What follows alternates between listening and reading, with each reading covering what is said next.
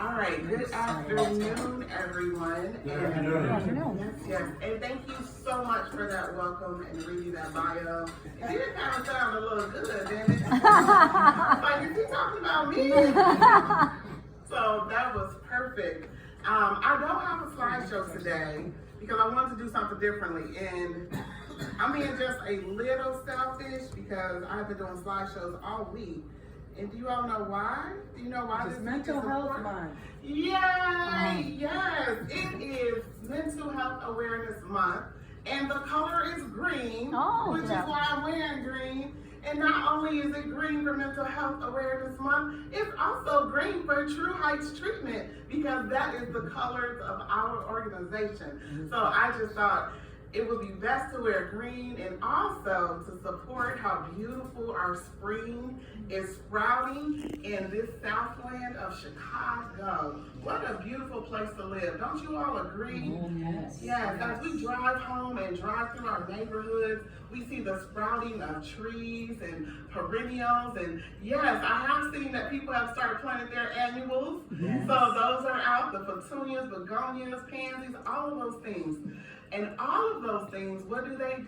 They inspire good mental health and mental well-being. When we're able to garden and be a part of nature, it inspires us to feel better. And we feel better, we do better. And when our mental well-being is in alignment, so is our physical well-being. So it's also important. Green is a beautiful color, and this is a great season for us to celebrate the color green.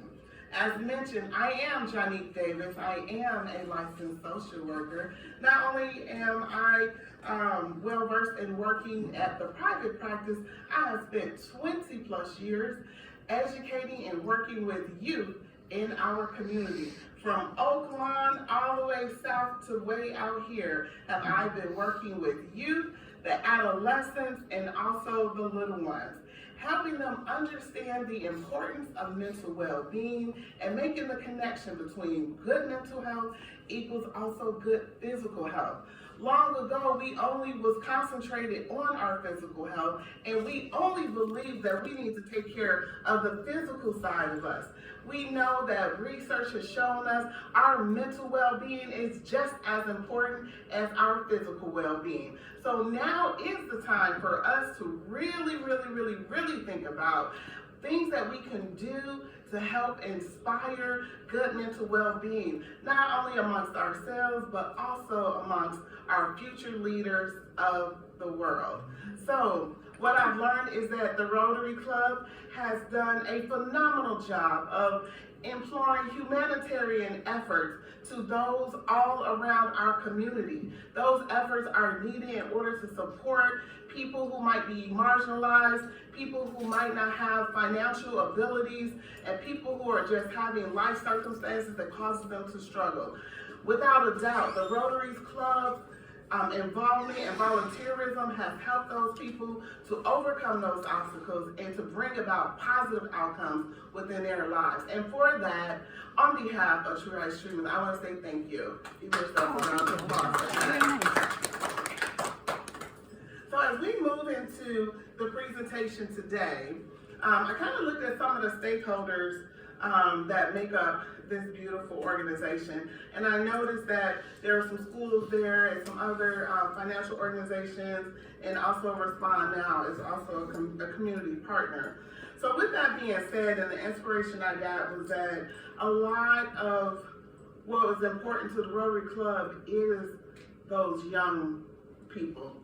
It is the students. And a lot of times we look at them and we just say, oh, they're just kids. They're just kids, right? However, what we feel, they feel as well, because we're all still humans, and that's what makes us connected. The humanistic value of who we are and our ability to express emotions and feel emotions and understand how emotions impact our lives. So, I do have a small demonstration today. So I would like to have a volunteer. No, and everybody move at once. That's what she was here for, I think. What if I can have a volunteer? I'll do it. Come on up. There's a And as I mentioned, over the years of me doing this work, I started my journey in 2003. And in 2003, what I understood about mental well-being has totally changed. But it has changed for the better. It is safe and okay for us to have conversations about things that impact us from a mental health perspective. We have given language at this time to some of the symptoms and things that we may struggle with when it comes to mental illness and mental well-being. And that's a great thing, because the more language that we have given this topic, the better understood that it has become. And because we understand it better, now treatments are more aligned to fit the needs of all of us, right?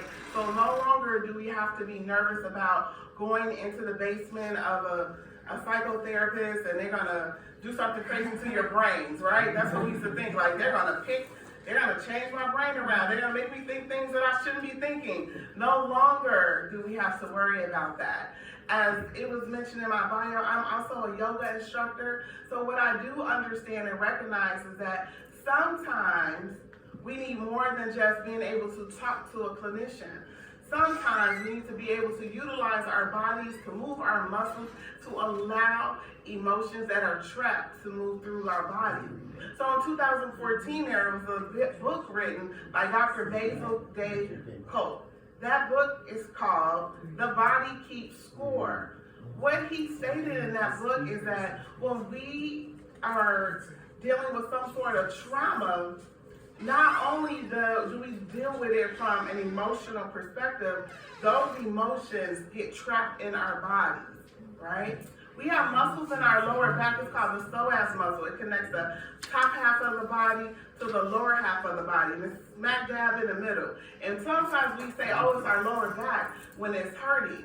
Well, that is one place where emotional trauma sits. When we're feeling overwhelmed and stressed out, our bodies tense up. That's it. If you've ever been in a car accident, have you ever been in a car accident and your body tensed up, and then the next day you're like, oh, I'm so achy, right? Guess what? When we have emotional trauma, the same thing happens. The same hormone is emitted. Our body does the same thing, but we don't recognize it. And so when we go through that stressor every single day, when we experience that stressor every single day, those muscles continue to tighten up, and they become rigid. And when they become rigid, it doesn't allow our bodies to function the way that they should, right? So imagine if a student was sitting in a classroom dealing with some issues. As educators, we try to prep them as best as we can, right, Kennedy? Yes. All right, come on up. So Lori is going to be our demonstration for today. So we're going to look at Lori as one of our students, right? It is the opening of school. She's excited. She's ready to go. So we, as educators, we make sure she is properly prepared, right? So what do we give her? Some supplies. First thing we give her is a jumbo pencil. Why? Because she's going to have a jumbo idea. She's going to have big ideas. At the beginning of the year, all students have big ideas, things that they want to accomplish, and we are giving her the biggest, best pencil possible so that she can jot down her ideas. We're preparing her, right?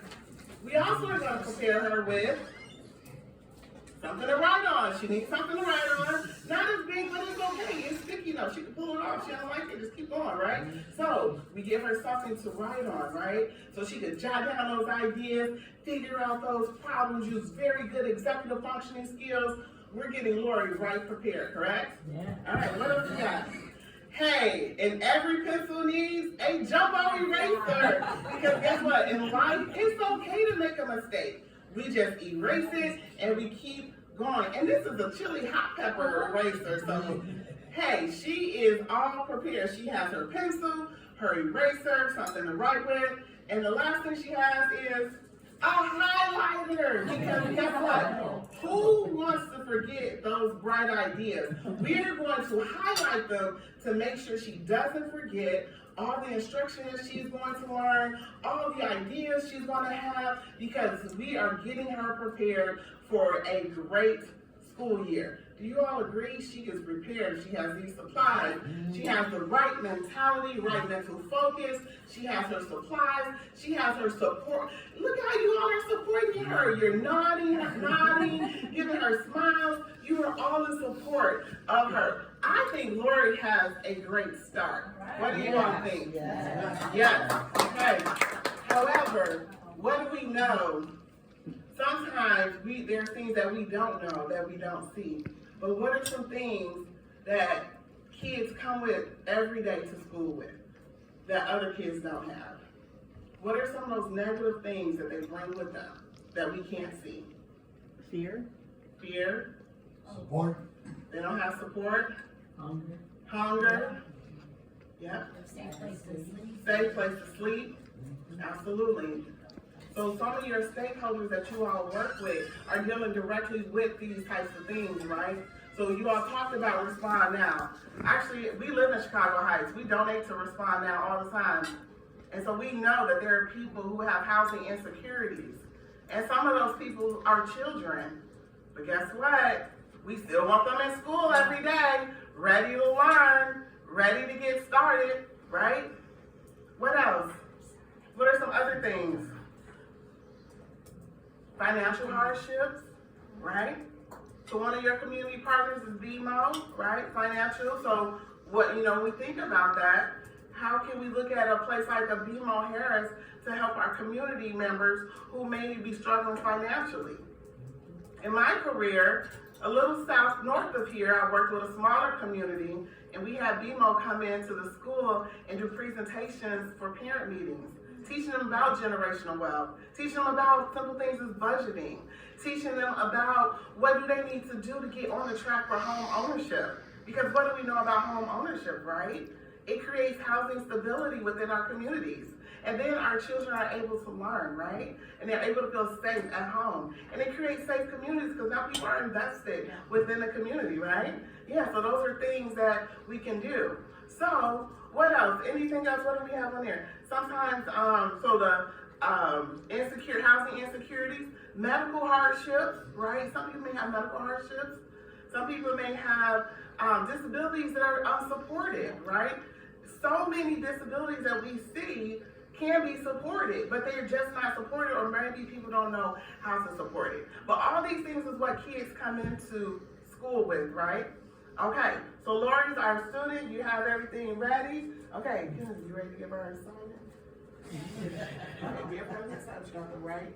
Okay, you ready to write? Okay, yeah. But here you go.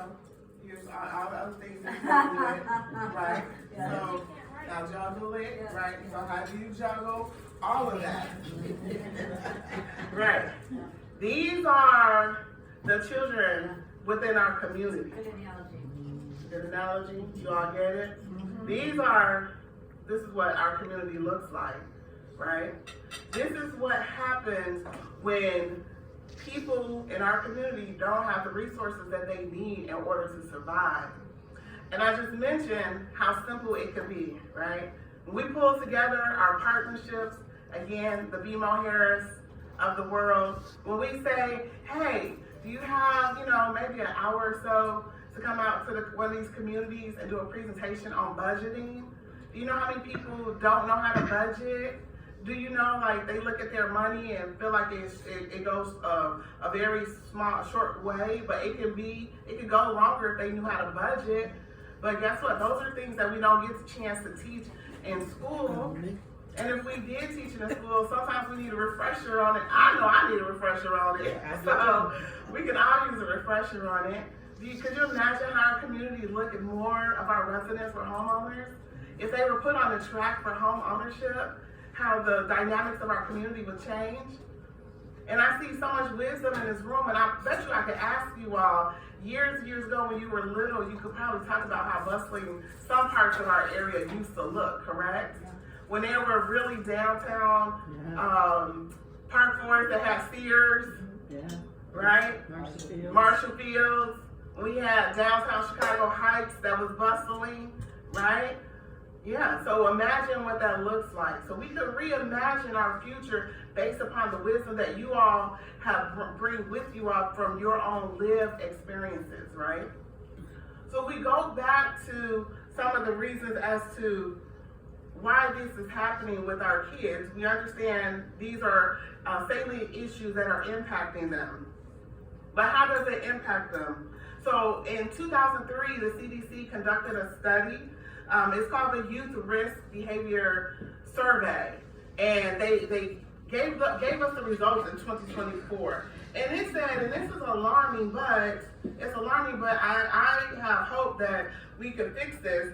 It's 40% of high school students, right? So our young adults, those who will be replacing us pretty soon, right, as the leaders of our community, 40% of them in 2024 reported persistent feelings of sadness or hopelessness, right?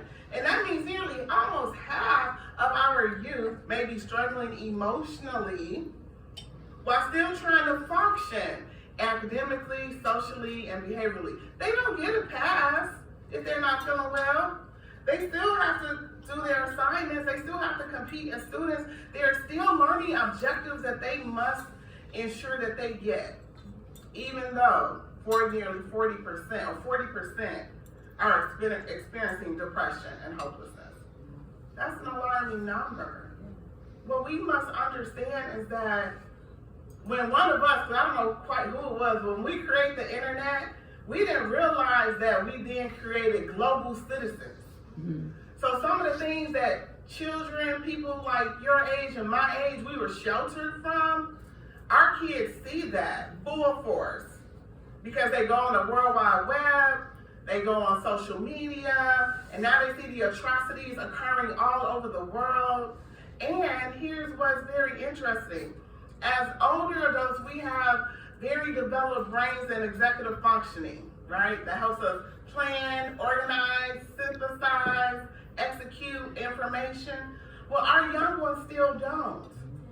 So they are being inspired by stuff that they see on social media, but they don't have the brain function in order to deduce what's happening and to really see that, hey, that could be happening thousands of miles away and I'm still safe. They see it's happening thousands of miles away and I'm not safe. And that sometimes is a fallacy, correct? So we have to kind of understand what's impacting our students. Lori, you could say it if you want. Thank you so much for participating. Let's give a hand to Lori. You're welcome.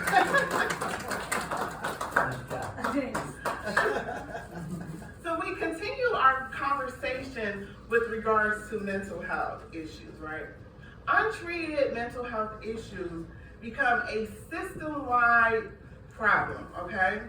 And it affects people in so many different ways. I even saw that one of your partners was a community college, right? And so we know the young adults, a Kennedy of the world, again, they still suffer from mental health challenges. The rigors of college, the rigors of curriculum, college is amped up, right? And now they have to deal with that. And if they don't have good emotional well-being, it becomes difficult. So what does that look like for them? Maybe poor attendance, right? They have academic problems. And it's not just for kids, it's also for working adults. Workplace productivity. There's something called EAP. Have you all ever heard of that? Mm-hmm. Employment Assistance Programs. Well, thankfully, George knew better to get us signed up for EAP because people are coming into work and they're dealing with untreated mental health issues. And so then they are able to come to us and we're able to problem solve and work with them so that they can start feeling better and become more emotionally regulated as opposed to dysregulated. Because when we're emotionally dysregulated, can we be productive members in our jobs? Probably not, right? And most people don't go to work to be unproductive. They go to work to be productive. So we help in that way. Financial decision making is impacted by untreated mental health. Can I balance my budget if I'm in crisis mode? No, because I'm gonna spend like I'm in crisis mode. I'm gonna purchase things that I probably should not be purchasing because the brain that controls impulsivity is hijacked by a part of the brain called the amygdala. The The amygdala controls all our emotions, and when we're in crisis, it says nothing else is going to happen other than we're going to crash out. So I can't control my financial spendings if I'm in crisis mode all the time. Homelessness risk, right? So we deal with Respond Now. And we know, and if Respond Now, some of the executives were here, they will probably tell you a lot of people that they interact with have untreated mental health issues. Okay? Untreated, unmedicated. And this causes some housing insecurities within their lives, okay? That is a fact. Relationships are failing because we're not talking about how to communicate through crisis, how to communicate through discord, how to have alignment within relationships. This is the 3 things that I teach my clients that come in with relationships issues. When you're in a relationship with someone, whether it's romantic, whether it's family, whether it's kid, there's 3 things that you should remember. Number 1, what are we aligned on? What are we aligned on? What do we have separate points of views on, right? Agreeing to disagree. My point of view is here, yours is there, it's okay. And then what do we compromise with? What do we come together with, right? How many times do people understand that? Not many. So it doesn't surprise us that the divorce rate is so high. Because we don't understand how, again, great mental health, or great mental well-being is one of those precursors to having a healthy relationship in marriages, right? In terms of employee burnout, for any of those who are here, who have employees and staff turnover, again, that could be definitely because of untreated mental health issues. So what we can do, right? So I'm hopeful, right? So for anyone working in schools, a couple things that we can do is increase mental health access, right? Have a resource guide that has community partners who are ready and available to provide mental health services to your students. As mentioned, I served 20 plus years as a school social worker. I love working with kids, and I think they love me too. I love them. I did have one yesterday tell me I was mean, but it's okay. I felt like I was doing my job. I was like, okay, that's good. I'm doing my job, right? And so, because I'm challenging him. Not only am I going to be a nurturer to children, but I also need to challenge them, right? It's okay to be uncomfortable. We have to get okay with that idea, especially when we're teaching these little kids. And this kid was a first grader. One day, that child could be, a politician or my financial advisor or someone and very, very important. But I have to challenge him and not only nurture him, but also challenge him. So yesterday I considered mean, which was okay. I was fine with that. In the schools, we need to normalize counseling and let them know that seeing a counselor is just as important as seeing your doctor. Every year, we're told that we need to go have a physical exam, correct? Every year, hey, go get your physical checkup, right? We need to normalize and say, hey, while you're there, also talk about any mental health issues you might be dealing with, okay? Create emotional wellness initiatives at school, another positive way. For anyone working, again, when we talk about our BMO connection with BMO, encouraging them to create a different type of programs for people in our community. Our homeless shelter would Respond Now, making sure that Respond Now knows that there are community agencies out there who are willing to provide mental health services to their clients. That is something important because we don't want those clients to continue to be out there without support. And focus on healing, not just housing, right? Because I could give you a house, but if you're not healed, will you be able to maintain your home? Probably not. So we work on not only providing you with stable housing, but also good mental health treatment. So why does this all matter? Why does therapy matter? It matters because it helps regulate emotions.